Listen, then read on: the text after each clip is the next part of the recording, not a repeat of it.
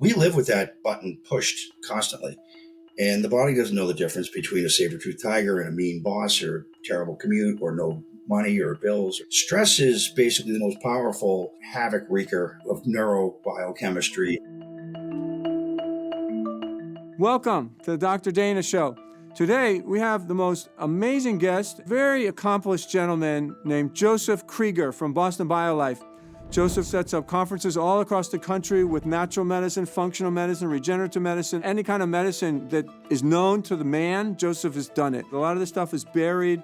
It's not coming to you very quickly. It could take 20 years, and we don't want that. We want you to get it as soon as possible to have the best quality of life. So welcome, Joseph. Thank you for coming on the show. Why is some 91-year-old people, and it doesn't have to be in the blue zones, but there's a lot of them in the blue zones, are in perfect shape? I mean, I saw at A4M a year ago, the guy from National Geographic showed a 100-year-old guy water skiing. And it was Sardinia, it was amazing. And then I got patients who are 45, 50 years old that are falling apart. How can we fix that discrepancy? How can we explain it in just a few sentences? Well, the nature versus nurture argument is always going to be there. And, people define lifespan or health span in different ways. Like you could smoke and drink and have a very difficult life and still live into your 80s or 90s. It's the quality of life you live. If you get sick when you're 50 or 60, you live the last 30 years of your life in misery. If you get sick when you're 80 or 90, it's different. You don't live much longer and you typically were in pretty good shape. It boils down to stress. It boils down to inflammation. Really, those two things, if you had to put a trigger on, a pinpoint one thing, stress is basically the most powerful havoc wreaker of neurobiochemistry of anything. The easiest way to kind of look at it, when we were cavemen going back, say, 50,000 years ago or 100,000 years ago, and we were confronted by some lethal threat like a wild animal that could kill us or a giant dinosaur, etc., our fight or flight mechanisms would be triggered and we would either run away or you have adrenaline, you can run faster and you can climb trees or whatever. We live with that button pushed constantly. And the body doesn't know the difference between a saber-toothed tiger and a mean boss or terrible commute or no money or bills or sick family members or whatever the stress inducer is. But stress is a huge one. That's why there's a big push towards mindfulness. And that's the other thing I would say. A lot of times in this world, it's not what you do, because there's a million things you can do. It's what you don't do, right? So avoiding certain lifestyle choices, obviously, are obvious, right? Smoking, drinking, trying to eliminate stress, but actually proactively managing your mind, like learning how to meditate. And, I couldn't meditate because I'm ADHD, and I got meditated by a therapist, and it was amazing how much of your mind you can let go and release yourself of things that you didn't even know you were hanging on to, and clarity of mind. So mindfulness, meditation, yoga, a lot of these things, Pilates, if you go into more traditional, spiritual realms like Chinese therapies, there's a lot of Zen and, ancient, information about this, but there's probably one of the biggest resurgence in health and wellness is the mindfulness component, because it controls the rest of the body. Right. And if you manage stress, you can really manage a lot of other things. Totally. And then the other thing is the gut. The gut microbiome is the gateway. There's an oral microbiome too, and now there's intestinal microbiomes. But your microbiology, they say you are what you eat, but really your microbiome determines. And your gut microbiome should be like a golf course, and a lot of times it's like a jungle without the chemicals. Run by fungus. Yeah. The golf course. And everything that's bad with our food goes right into the bloodstream if it's not filtered and digested. Right. So that's why leaky gut, which comes from poor bacteria and really building up of mucus, and the cells open up, and then the kidney and the liver and the lungs have to deal with toxins they're pre-metabolized. So I think the gut is important. I think the brain is important, and really staying away from certain things. Like I say, stay away from everything white. Right? No sugar, no processed foods, no flour, no dairy. And I'm being, hyperbolic in a way. I mean, save your bullets. Like I save my bullets for ice cream. We got a little ice cream store. It's like half a mile from my house. So I'll eat salad. And if I'm going to be bad, that's what I want. Right. I'm not going to just unforced errors, Dunkin' Donuts, Starbucks, McDonald's. Joseph Krieger, the $10 million question. What is aging? How do we age? Why do we age? And can regenerative medicine turn back the clock? Well, I wish I had a simple answer for those questions, but I'll do the best I can. How we age and why we age are all different because everybody's unique and novel. And there's 80% environment, 20% genetics. And really, people think whatever genetic predispositions they have, whether hereditarily or just in general, is their fate, which isn't really true.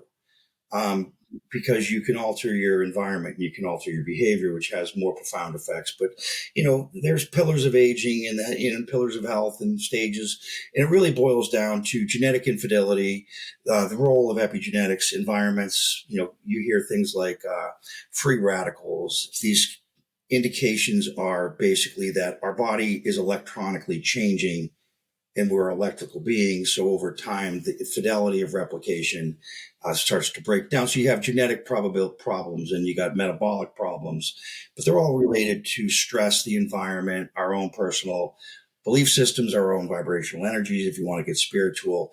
But aging is a natural process of life, and I think up until recently, we didn't question it.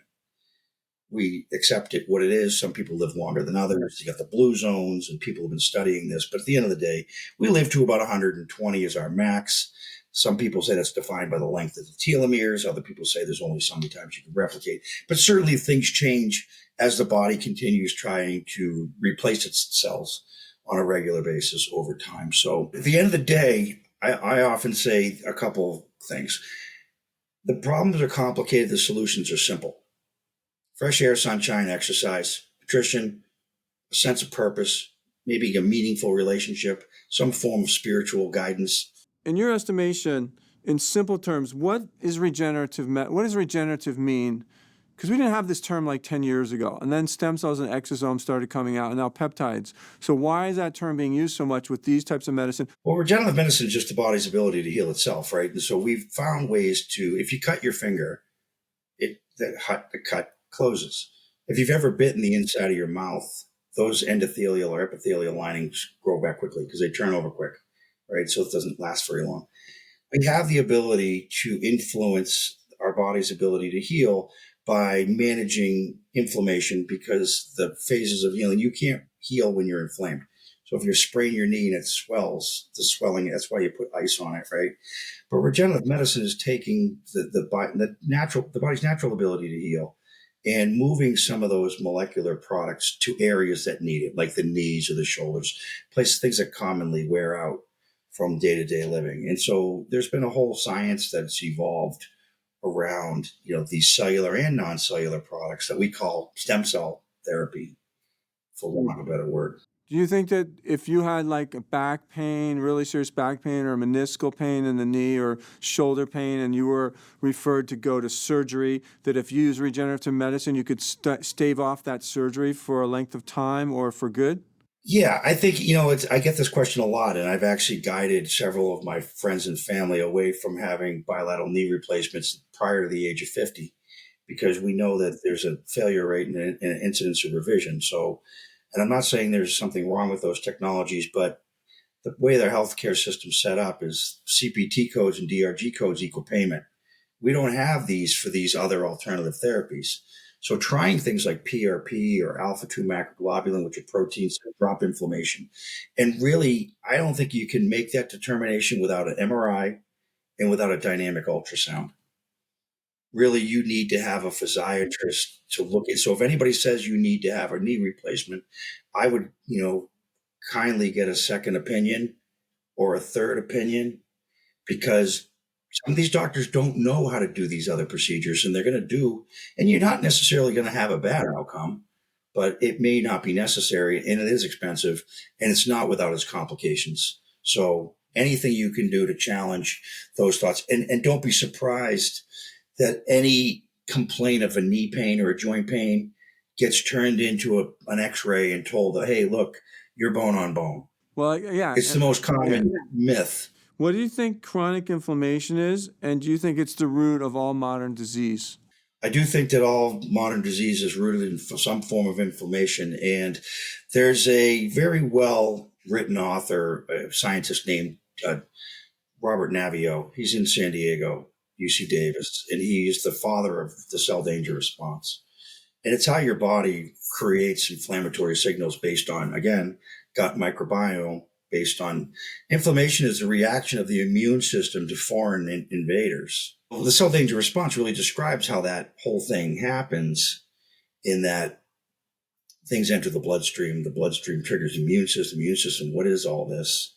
Trying to figure out how to deal with microplastics or glyphosate or chemicals or Mold, pesticides. huge. Mold's been a big Mold one. is another one. Bad. And the thing with mold is, I'm glad you said that, because people don't realize where they work, their buildings. I think having a full-time job sometimes is a death sentence, because due to the inactivity, which is another thing, we're heavily sedentary and there's no Toxic substitute buildings for that aren't being checked, or they're just paper. nobody wants to Paper. fix them because they have to spend money. I was running a meeting in Philadelphia, and the meeting had an atrium, so that the air conditioning, the air handling system was above our head, like right over the registration desk. I mean, this thing was like an airplane engine, but it was because its goal was to send freezing cold air down 40 feet below into this giant atrium.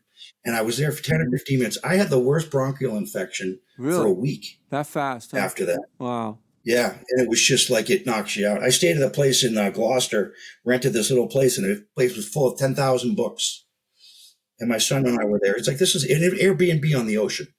So he's picking up all the books, reading them all. Well, now the books hadn't been touched in 50 years. So it's all in the So we air, both right? got- You're all breathing in the mold We both got spores. sick. Yeah. But you just made the perfect correlation. So lifestyle, mold, systemic inflammation, joint inflammation. And then you look at pain. Now you go to your doctor. You're bone on bone. So mold caused you to get a joint replacement. It was from the autoimmunity. Because if you didn't have the mold, you wouldn't have the inflammation. If you didn't have the inflammation, your joint may not hurt. Not saying it wouldn't hurt. It might not hurt. Going back to what is aging and why we age. There's a lot you can do about it. And the first thing would be get some form of methylation test. And then the other things you should test for are your steroids, progesterone, estrogen, testosterone, as you know, right? Sure, hormones. Look all at your hormones. neurotransmitters.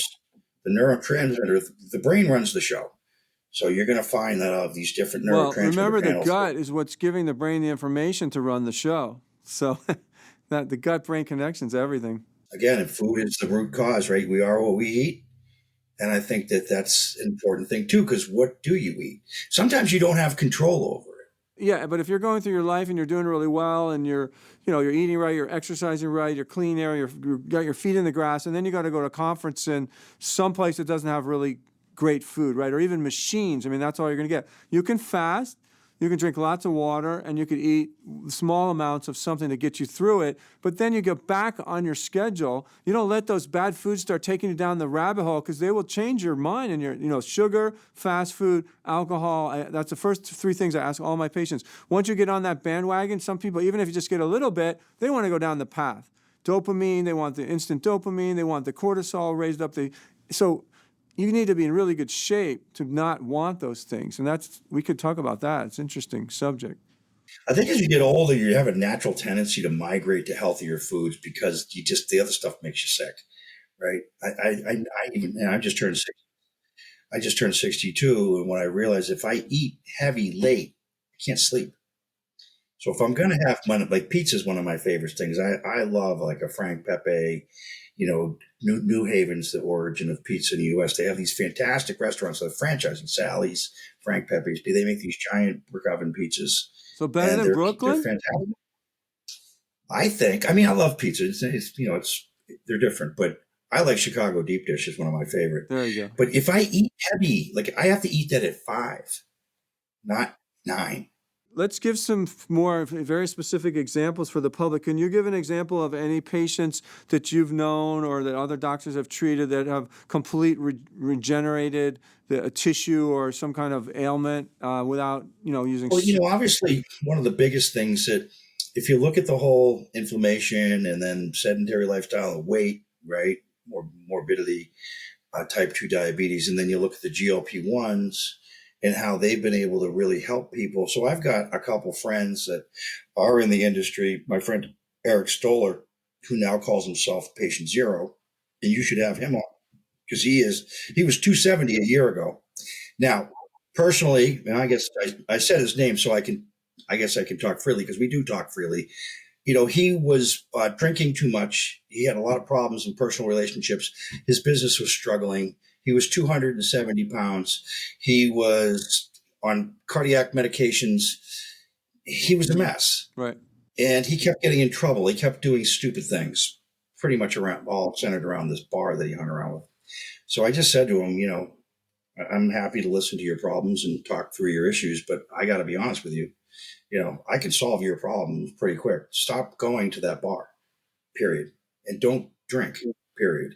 So he took my advice, bought him a mountain bike to ride around, change of behavior, got him on GLP-1. So he's down 70 pounds. He looks like $1 million. But it's just, what I would say is nothing happens quickly. Another couple takeaways. Nothing works by itself. So don't expect one modality to be an end all be all, although there are things you can do that help. Nothing works quickly. So it took you years to get out of shape or be, so give it, 3, 4, 5 years to get back, but it's a good journey to take. My big question of the day to you is, I see a lot of this biohackers. What is a biohacker? What do they do? Do they have degrees? Can they practice medicine? Are they dangerous? Who are they and what do they do?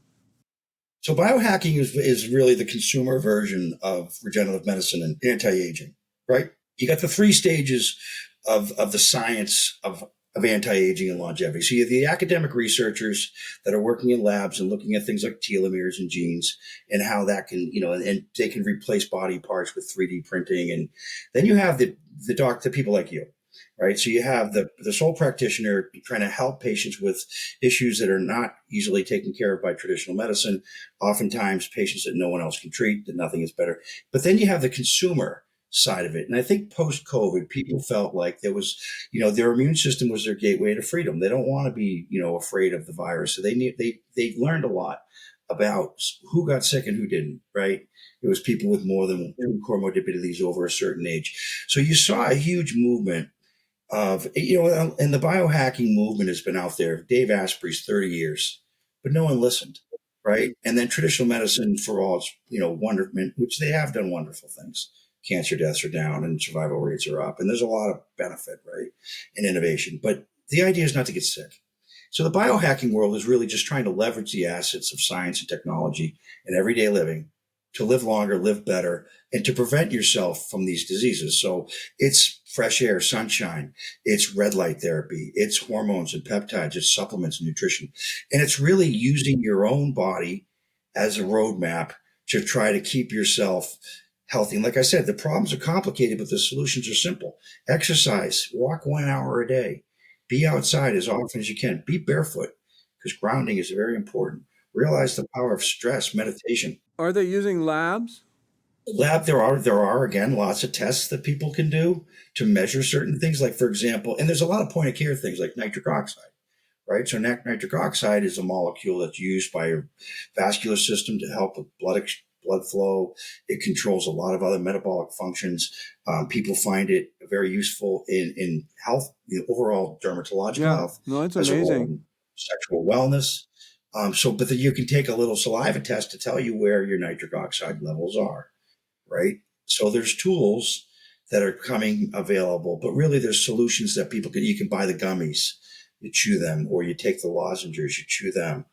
So there's a lot of, like, NMN, Brian Johnson and David Sinclair, the 2 leading, influencers of the biohacking movement, all talk about NAD or NMN, or, they're all derivatives in the Krebs cycle of glutathione, right? And what does glutathione do? It detoxes, take out the garbage, and it increases your immune system, build up your defenses, take the bad stuff out, build up your ability to keep out the new bad stuff, because the bad stuff's not going away. You can exercise and eat right and do whatever. You're still going to have, I got people that are convinced it's the tire rubber in the air from cars. If you live in a city, causes all when these people, they're like the mold people. Once they get hooked on their theory, and they're not necessarily wrong, but I don't think it's one thing. I think it's the same thing with different things happening. In naturopathic school, they always taught us to treat the terrain, though, because you're always going to have mold rubber. You're always going to have rubber and the mold and, all these different things. It's all going to be coming at you. Right. But if you can treat the terrain and move up your energetic level and get your cells to resonate at higher and higher level, which is going to be some spiritual work, you're going to have to do it. Or, Yeah. I mean, you could stay the same, but you're going to get run over. It's just the way it is now, especially in our society. Then you could deal with all this stuff. You can have a wonderful life. In the beginning, we were talking about not being stressed from things, just by going through life without being stressed at all. Okay, so I got to go bankruptcy. No, I don't really want to do that. I don't care about that. I got work to do over here. I got to help these people. You know what I mean? Just, it's not that Yeah, it's all you. important. It's what you focus on, and I often run into people that have more money than time, and 70 years old, multimillionaire, got Parkinson's. Guys like, I'll give you $5 million if you can help me cure this, and it's like you feel bad because your health is your only valuable currency. And it ties to every other aspect of your life. And if you can live a longer life, and it's not even like, think about it, not necessarily even for yourself. Do it for the people in your life. Do it for your family. I don't want my kids to look at work me for off. others. Get out of yourself. That's such huge energy Yeah, for you. exactly. It'll just And make if you you so focus healthy. on other people, be of kind, and again, it's gratitude, it's faith, it's divine spirited action, it's fellowship to your other men. Those are the spiritual energies that bring you that goodwill. We need to It's mention true. it. No, it's so true. And like you say, I work with it. You introduced me to Dr. Yang. Okay. And if you awesome follow the guy, philosophy Jin of Dong China, Yang, yeah, amazing guy. the ACEs model is anatomy, chemistry, energy, soul.